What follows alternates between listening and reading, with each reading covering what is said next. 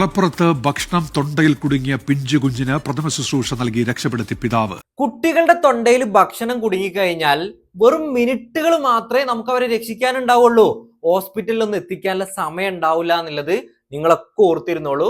അതുകൊണ്ട് രക്ഷിക്കാൻ നമ്മളൊക്കെ പഠിച്ചിരിക്കണം. 1 വയസ്സിന് താഴത്തുള്ള കുട്ടികളാണെന്നുണ്ടെങ്കിൽ ഞാനൊരു വീഡിയോ കൊടുക്കാം. അതുപോലെ അതായത് ആദ്യം കുട്ടികളെ നമ്മൾ കമഴ്ത്തി കടത്തിയിട്ട് കൈയിന്റെ ഈ ഭാഗം ഉപയോഗിച്ച് കൃത്യമായിട്ട് 5 പ്രാവശ്യം നമ്മൾ അടിക്കുക. അതിനുശേഷം തിരിച്ചു കടത്തിയതിനു ശേഷം 2 വിരൽ ഉപയോഗിച്ച് കുട്ടിയുടെ ചെസ്റ്റിന്റെ ഭാഗത്ത് നമ്മൾ അമർത്തി കൊടുക്കുക. ഇത് മാറി മാറി ചെയ്തുകൊണ്ടിരിക്കുക ആ വസ്തു വരുന്നവരെ. ഇനി വസ്തു വന്നില്ല, കുട്ടിയുടെ ബോധം നഷ്ടപ്പെട്ടു കഴിഞ്ഞാൽ ഉടനടി CPR സ്റ്റാർട്ട് ചെയ്യാം. ഇനി 1 വയസ്സിന് മുകളിലുള്ള കുട്ടികളാണെന്നുണ്ടെങ്കിൽ നമ്മൾ ഇങ്ങനെ കിടത്തണമെന്നൊന്നുമില്ല.